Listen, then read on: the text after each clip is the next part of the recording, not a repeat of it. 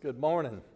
It's great to see everyone here this last day of 2023.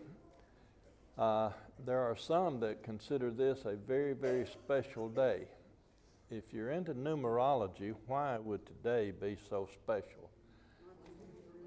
1, 2, 3, 1, 2, 3. I hadn't even thought about that until a couple of days ago, till I was reading a headline on the news and saw how many people were applying for marriage license based on that. So I guess more people believe in numerology than I thought.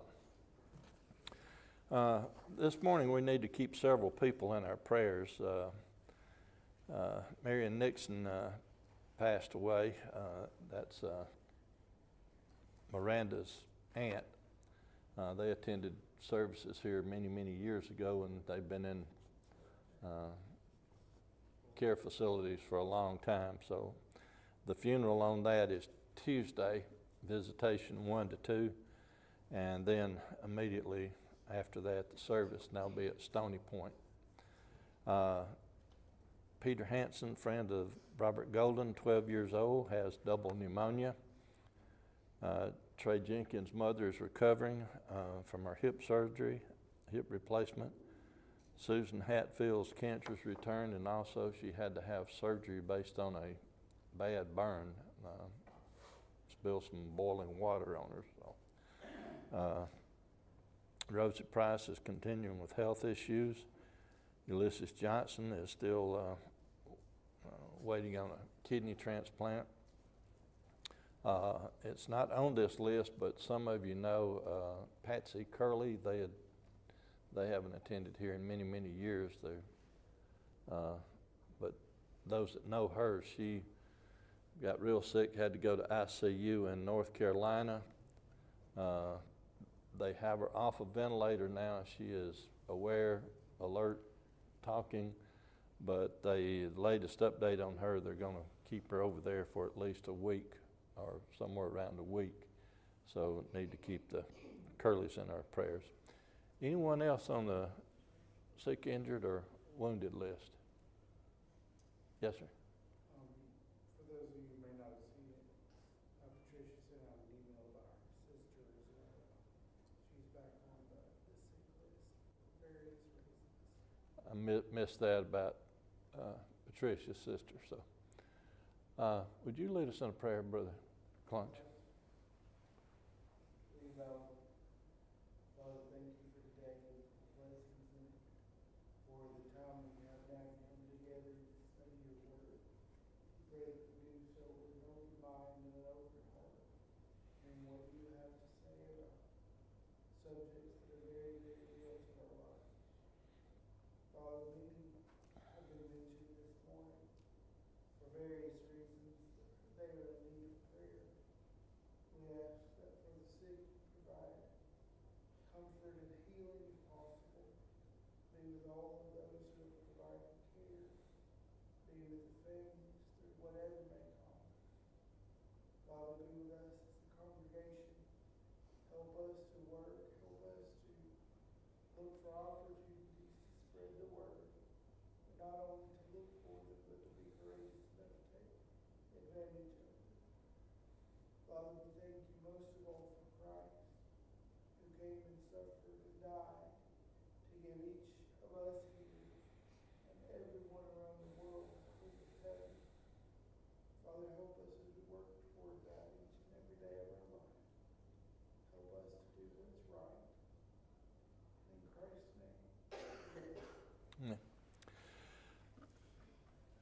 Next week, being the first week of the new year, we'll be starting a new study, and we're going to be using one from Apologetics Press, and it'll be a variety of different lessons, at least in the first quarter, everything from evolution, creation, different things like that. The first lesson is going to be about the subject of apologetics itself, so if you want to get ready for that. Today, we've got a review that is supposed to take place that covers the whole year that we've just gone through. Now, I've got my list here of all the lessons that we went through, and looking at them, we're going to be covering, or this past year, we covered just over 700 years of history, starting about 1200 and working our way down to about 420, 30, somewhere in there. If you really want to go back and back it up just a little bit farther, though, to be all encompassing, we looked at Deborah, a judge, and the judges actually started around 1350 BC. 1350 BC to 1050 BC. So they had the judges had a 300-year reign there. Now there's some overlap in it, because when we get down to Samuel, the last judge, we also had a king, Saul, in place for a portion. So if we want to extend it on out, some want to say that there was an overlap of 20 or so years in there that Samuel was still there. And many of you have heard the phrase 420 years dealing with things. Well, if you add the 300 years of the judges and the 120 years of the United Kings, Saul, David, and Solomon, that comes up to your 420. So that just gives you something in there. Now, it is very, very difficult. Most of you know that I really like to put things on a timeline. I like to know when something happened. And to me, the greatest aid that you can have when you study the Bible is to know who wrote it, when was it written, to whom was it written, and then most people skip this part. What did it mean to the people that it was written to? And then and only then can you come up with a good assessment of what it means to you. So to me, that's the five W's that we'll look at. Now, when we get to the period of the judges, it is kind of difficult to nail down a period, a specific date, because as we go through, what happened most of the time? Why was there a judge?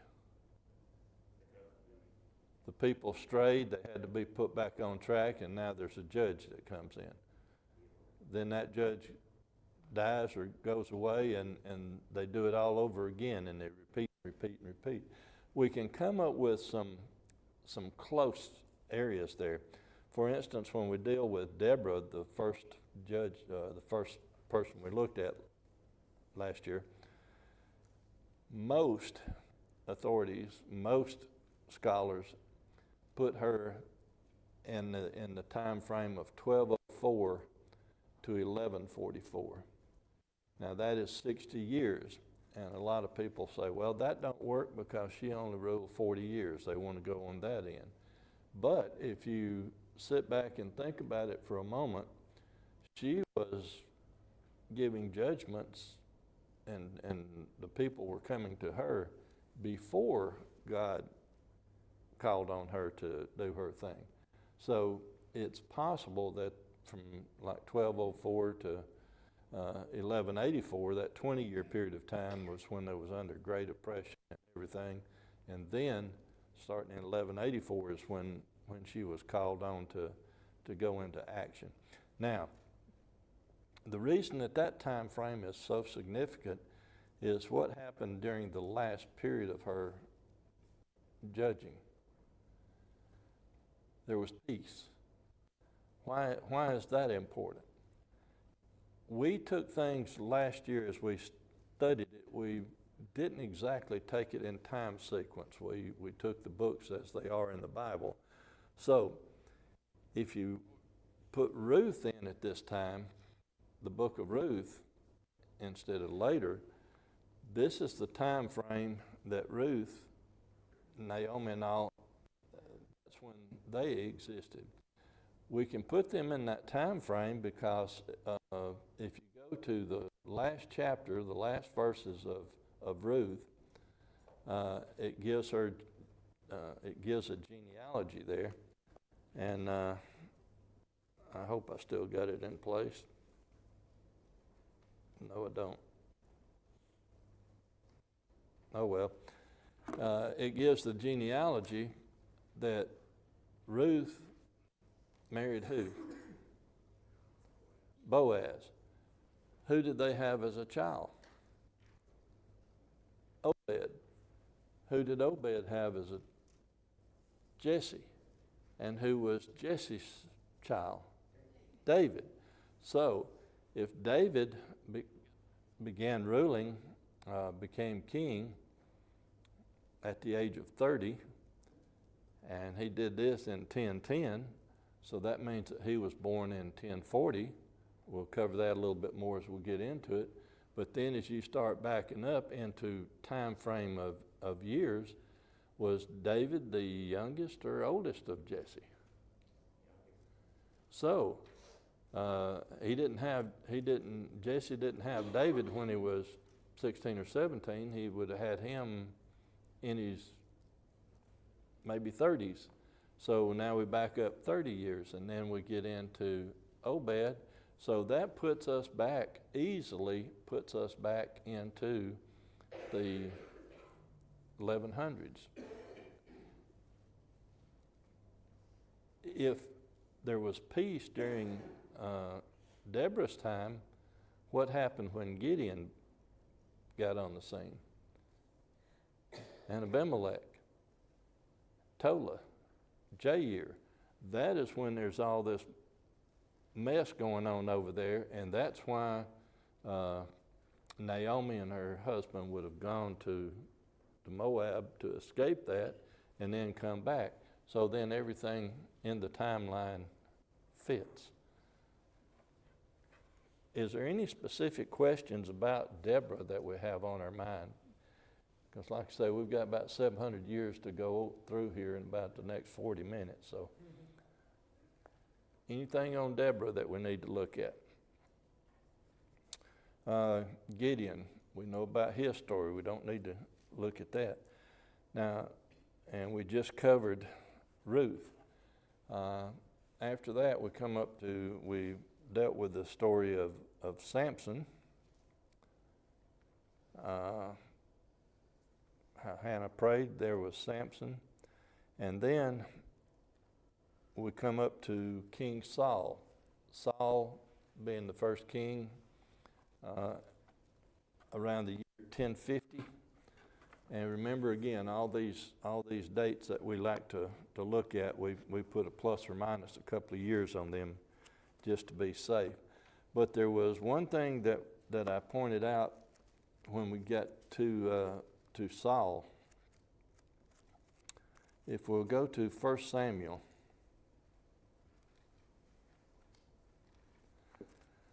1 Samuel in chapter 13. There are people who have a lot of confusion about 1 Samuel chapter 13 and verse 1. Saul reigned 1 year, and when he had reigned 2 years over Israel. What does that mean? He reigned 1 year, then he reigned 2 years. And after he reigned the 2 years, Saul chose 3,000 men of Israel. He's about to go to war. I have read countless versions of what this is all about. And to me, the simplest answer is in the Bible. And people they overlook it. Go back 2 chapters.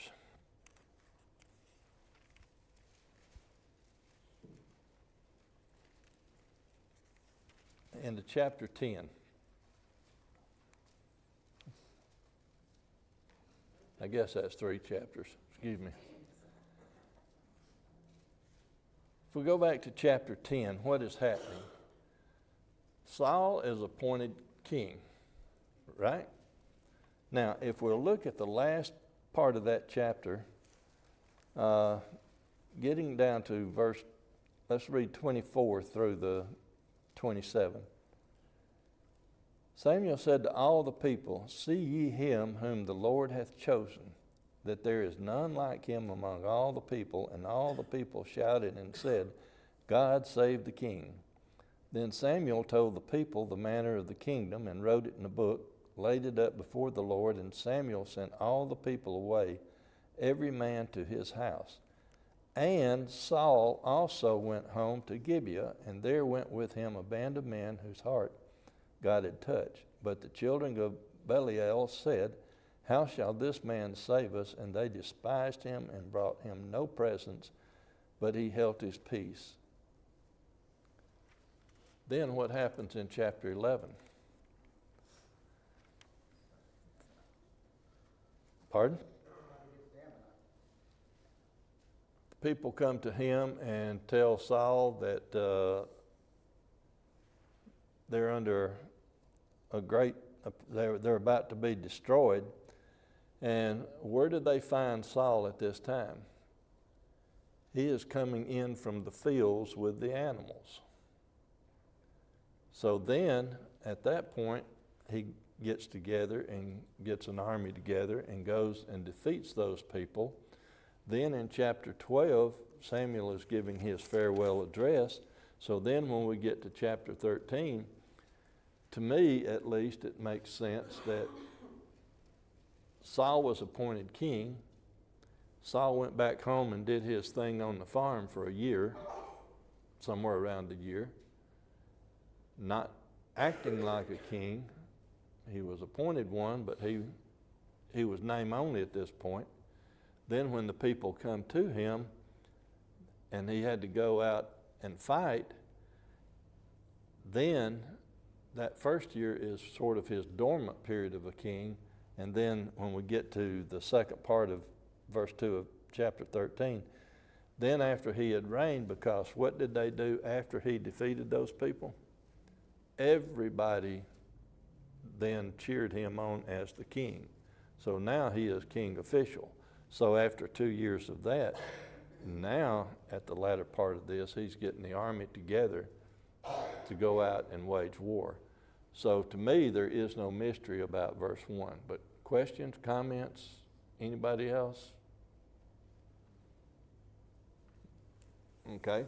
The second part of this, we have a tendency when we come to David and Daniel to forget that they age. We've talked extensively about Daniel here recently, about when did he go in the lion's den, and a lot of the pictures you see put him in as a young man when he was actually in his 80s, plus or minus a year or two. And they do David the same way. They always consider, how many of you have heard the story or the song, Little Boy David? Well, let's look at this for just a second. Saul reigned for 40 years, right? Some say he's 42, but let's say 40 because that's what most agree on. 40 years. David began his reign, let's look at 2 Samuel chapter 5 and verse 4.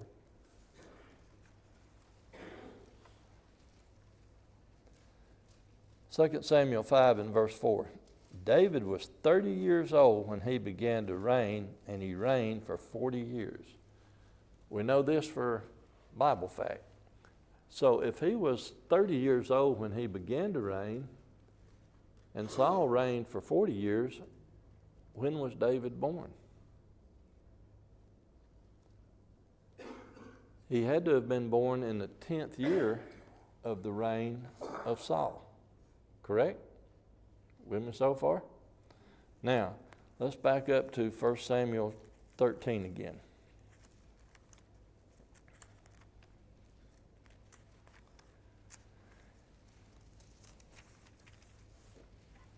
Because a lot of people want to put Jonathan and David in the same age category.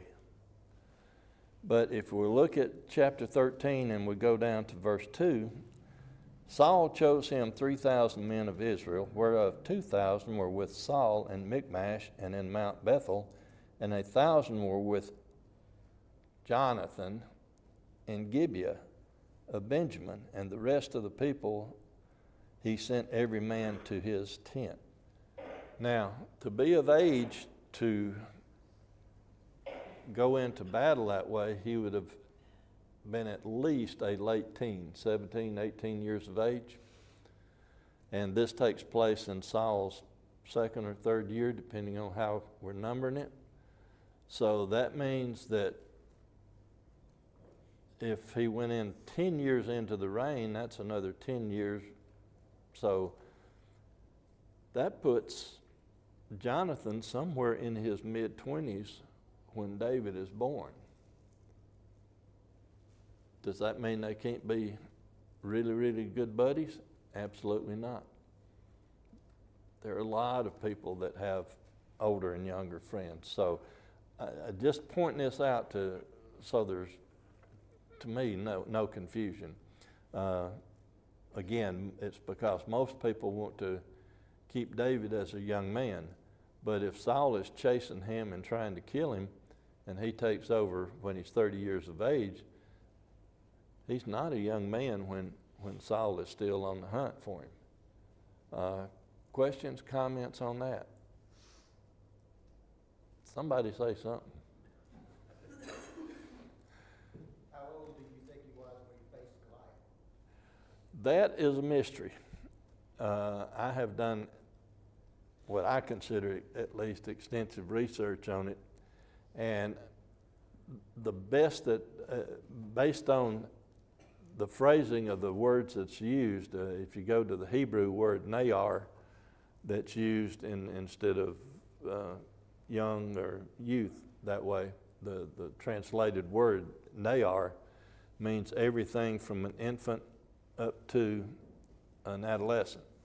So I personally think that he was somewhere in the range of 16 to 18, say 17 plus or minus a few years. And the reason that the armor didn't fit and all of this other stuff is not because he was so small or so young. It was because he was inexperienced. Because he had already, as he told Saul, why should Saul trust him to go out and fight Goliath? What had he faced already when he was taking care of the animals? Already taking care of bear and lions. So I can only go back when Jim and we grew up kind of similar out in the country on the farm. And when I was very young, I had a lot of responsibility. At the age of 11, I could go out and hunt by myself. I'd come home from school, grab my shotgun, and I'd go to the woods. Nobody with me. But in North Alabama, where we lived, there weren't lions, there weren't bears. If there had been something dangerous around, I assure you that even up until my mid to late teens, somebody would have been with me to try to take care of me. And I think the same thing Jim would go along with the same thing. I don't want to get in trouble, but I'm going to say this anyway. People today don't mature as fast as people used to. They don't have the responsibilities at the young age today that we had back then. And it was basically out of necessity. When I was 6 years old, if it had been today and the cops come by the house, they would have arrested my parents for child abuse, because I was out with a double bit axe splitting kindling for the next morning with nobody around. You leave a kid out alone today with an axe, and what they're going to do? Parents are neglecting the child. So there's just a whole different thing. But that's just my opinion. He was somewhere in the age range of 17 plus or minus a couple of years. I kind of agree with you, because like, a lot of people think he's little, because to a professional soldier like Goliath, he still calls him a little boy. He's a boy. Why does this boy come to me with sticks? Because he said, you're not on my level, which he wasn't. Well, my wife gets on to me all the time because I still call my son occasionally boy child. I'm a little bit older than he is, you know. So you got to take all those factors into account. But yeah, I think it's all because of not his stature, but his experience in that area. But anything else on that? Okay. So then we move from David and Goliath, and by the way, all that research and everything I've done, and I'll put it this way, my age time frame is, I won't call it speculation, but it is an assessment based on everything, but there is nothing in Scripture or to date, no other archaeological finds that have been able to time frame it, put it in a time frame. Educated guess, right? Pardon? Educated guess? If you want to call me educated, we'll educated guess it. So then David shows mercy to Mephibosheth, and we know that that was Jonathan's son. Then we get into David's reign there, and the question has been asked often. Matter of fact, I talked to my wife about this when I was going to do the review, and I said, what have we not covered that you would like to know? And she said, well, when we get to David, how come out of all the bad things he did that he was still God's favorite? Can anybody answer that?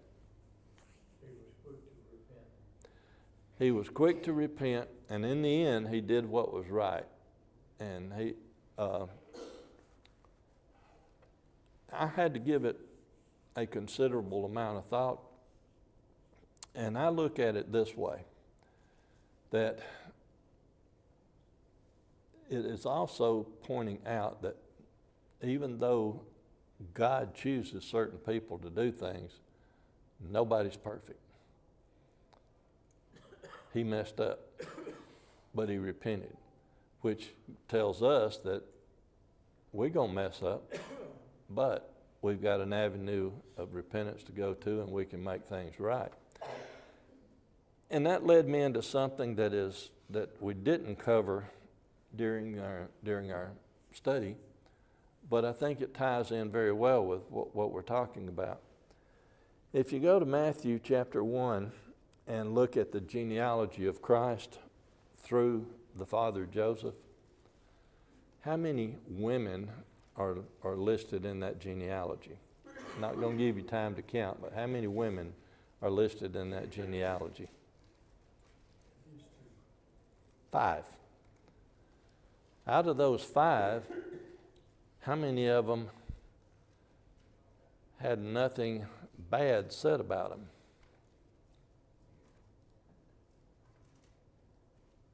2. Matthew chapter 1, verse 3, you have Tamar, and what did Tamar do? She played the harlot. Also in verse 3, you have Rachab or Rahab. What was Rahab before she did good? She was a harlot. Go to verse 5, we have Ruth. Nothing bad is said about Ruth. You go to verse 6. The wife of Uriah, which we all understand that to be who? What did Bathsheba do? They got in trouble. They lost a child over it. So something negative was said there. And when we get to verse 16, who's the last one mentioned? Mary, that nothing bad is said about. So to me, it just tells us that even in the genealogy of Christ, people messed up, but then they made things right. Did you have your hand going up? I did, and I understand this is a bigger kettle of fish than we maybe want to jump into,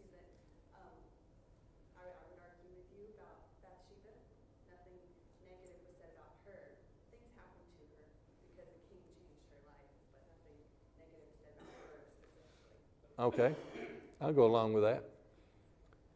But they did lose, she was a part, maybe unwillingly, but at least she was in the realm of, yeah. Okay. So I will agree that 2 was said negatively about, right? Okay. That'll work. 2 or 3. Yes, sir. Also, in the New Testament, we have various people who were bad people that turned to Christianity, and one was Saul the sorcerer. Then you can look at also at Peter. So as long as we walk, and if we fall, we have to get up. You never stay down. Always get up. I think it was Aristotle that said failure is not falling down. Failure is when you don't get up. Very good. Okay. Then we move from David, the sin with Bathsheba, talked about Solomon and his wisdom. But in the end, if we compare David and Solomon and David made similar mistakes, didn't they? With the women they dealt with. Solomon even married Egyptians and set up all the temples and everything else. So why is Solomon not in the same line as David? He wasn't as readily repentant as David. Very good. So then we get down to the divided kingdom. We're down to about 9:30 now. The kingdom divides in about 9:30. And we know the story of that and why that took place. We had looked at Elijah, Jehoshaphat, the whirlwind, the oil, several things about Elijah and Elisha.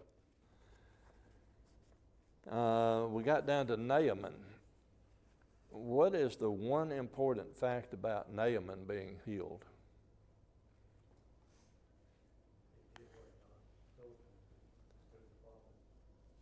He did what God told him to. Initially, though, what happened? He bowed his back. He wasn't going to do it because he thought it was beneath him, but his assistant said, if he told you to do something great, wouldn't you do it? Get yourself down there and take care of it. And then he did. I'm paraphrasing a little bit, bro. Then we talked about Jonah and the big fish. Well, we talked about Joash also, but Jonah and the big fish. Again, this is a similar story that Jonah didn't want to do what God told him to because he didn't like the people. He thought the people should be punished. Tried to escape, went on a long journey. Imagine being in the belly of a big fish for three days, though, would get his attention, no place to hide. So then he did what he was told to do. Do we have that same attitude sometimes, Larry, though? We're taught that go into all the world and preach the gospel, and we think, well, those people aren't going to believe anyway. We don't want them to believe. I believe that you're 100% correct, that a lot of times we are very selective on when we're told to go teach and preach to the whole world. We're a little bit selective because, well, that group won't listen to us. Just don't like opposition, because that's what you find with a lot of people. They're going to oppose us, and to really stand and defend the gospel. And if you just take the last report we got in from Brother Rice, John Rice. How many people were baptized? 57, was it? So, and that was just on a short missionary trip that he made. Now, the work's been going on and continues to go on over there, but during that time frame, that's a good report. And you get a report out of Nigeria over Christmas where they killed 100 Christians. I think the count's up to 140 as of this morning, but yes, sir. One religion is killing another Christian religion, Nigeria. To be fair, I just wonder sometimes if we just don't hear the same reports closer to home. Because we don't, I don't know why. But if you pay attention, you may not have the same numbers in the same one small spot. You look at works, like house to house, and GBN, and those who are working stateside, they get similar numbers in the year. We just don't often hear it as much. I'm not sure why. Well, that's like the president had fined a Christian college recently, supposedly the largest Christian college in the U.S.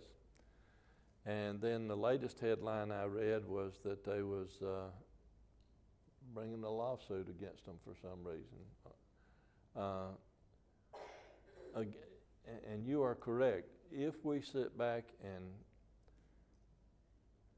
you've got to pull all the filters off as you look through some of this and read everything. Don't just go read one thing that well, I like the way these people talk. Read everything and remove the filters and look at it in detail. And we're not being, well, there have been a few deaths, but ones and twos. But on the whole, Christianity, and I'm putting that in the broad sense of Christianity today, Christianity as a whole in the United States is under attack.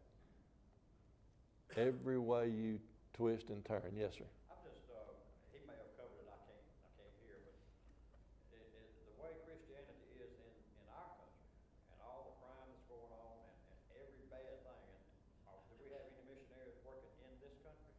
There's a few scattered around. So my question is why, and I'm just asking it, why do we have so many missionaries overseas when we're the ones that's really falling down big time? With no morals anymore. The young people are just completely, they don't want anything to do with God. So I just wondered that. Well, there are youth camps and various missions into some of the areas, Indian reservations and things like that. And you had your hand going up. And his comments will bring us full circle. We're here, we're supposed to be working. If we see a decline, I'm not saying that it's because we're not doing our job, but it's something we need to look at real hard. Because when you look at works overseas, usually it's one or two individuals who continue to go back to the same area and get returns. If we're not seeing returns, are we putting in the work where we are? And that applies just as much to me as anybody else. I've had the idea for many years and just hadn't done it yet. But I think on that back wall right there where the exit sign is, there needs to be a sign that says you're now entering the mission field. Because as soon as we walk out of this building, what are we going to meet? People that need. Actuality, this is a mission field too. Well, yes, in a sense, yes. Any other things on that before we try to get back on track? In 5 minutes, I can't do this, but we'll get down to, we talked about Daniel, the food, chapter 1. And the main thing along Daniel time frame is he grew old while he was in Babylon.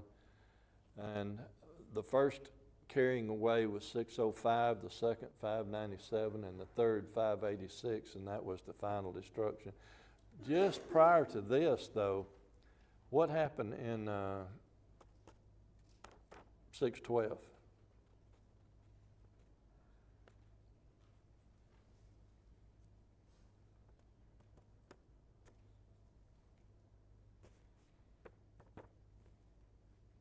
Anybody know? Not 612, happened a little bit before that. I can't remember the exact time frame, but all of the northern kingdom had already gone into captivity. We're now down just to Judah and this port. So in 605, 597, 586, there's the carrying away to Babylon, and then the destruction of the Jerusalem and the temple in Jerusalem. And we had talked about Ezra, Nehemiah, and Esther, and pointed out that that Esther, back up. Ezra, the book of Ezra, is basically divided into two sections. You've got chapters 1 through 6, a break in time, and then chapters 6 through 10. And Esther falls in that time frame. Ahasuerus, or Xerxes, was on the throne from 685 to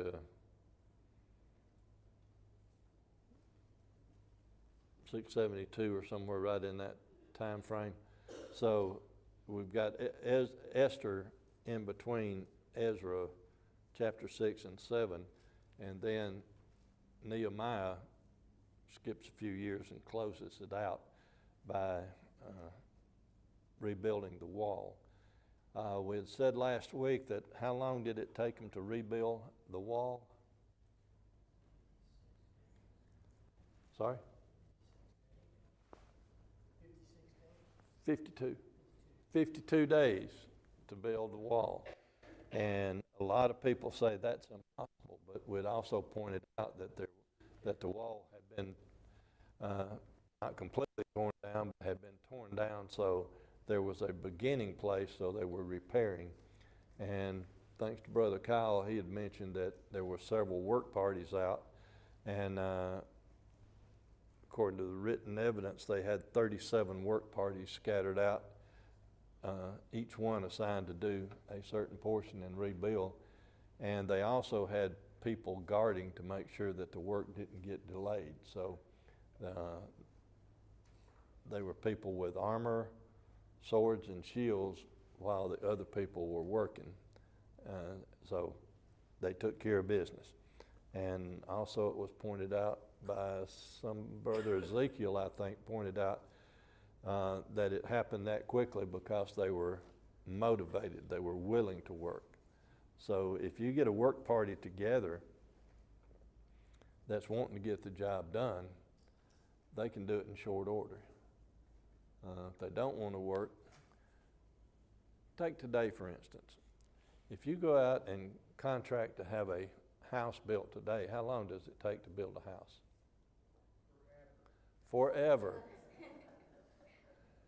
Back in the old days, how long did it take for people to put a barn up? They'd have a barn raising and they could get it done in one day. So they could have built a house in a couple of days at that rate. So it's because they wanted to. They were willing. Yes, sir. Just to add some perspective, the reason they were able to do that in a day is they were completely prepared beforehand to get the work done. Everything they needed was already there. Supplies on hand. It's almost a biblical concept. Well, technology helps in a lot of cases, but it's just like people are so dependent on technology today. If a bad storm happened or something, the shelves go bare because there is no stock. Even when I was a youngster, they didn't depend on trucks coming in. They had things on the shelf. They had things on overstock. They had all kinds of things to last. But today, because even in the automotive industry, they don't put in a month's worth of stuff on a shelf. Costs too much money. When I was driving a truck and taking paper products to places like Coca-Cola or cans to Coca-Cola, they only wanted enough there to get them through a day because tomorrow another truck's coming in. So their stock today is in the truck and not on the shelf. Yes, sir. One thing too that's changed, when I was coming up working in the grocery store, we had a huge stock room. All right, I worked opening Winn-Dixie stores all over the South. There is no stock room. They get trucks every day. And if the truck don't show up, They don't have it. they don't have it. Absolutely. On a farm, if you didn't raise it, or you couldn't buy things like flour and sugar, you were out of luck, because the food you raise is canned, that's all year. Yep. We had the same thing. If we had somebody show up, we either put more water in the soup or we went down to the cellar and got another jar. So, I've got time for class to be over. I didn't hear the bell ring, but I thank y'all so much. And remember, next week we start a new year, a new series. I think it's going to be real interesting. And I had a question for, can I stretch some of those classes out? Can I make that instead of a quarter, a half year? Because I've reviewed some of it, and